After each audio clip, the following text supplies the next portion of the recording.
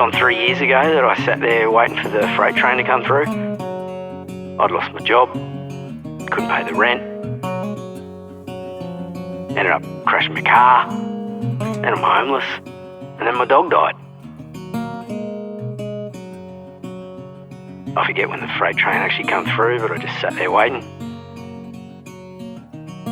This bloke, he just comes walking up behind me. He says, "Mate, what are you doing?" I says, "I'm waiting to catch a train." He says, nah, don't do that. Come back with me, mate, and we'll talk about it. Now, we just happened to be there at that time of morning.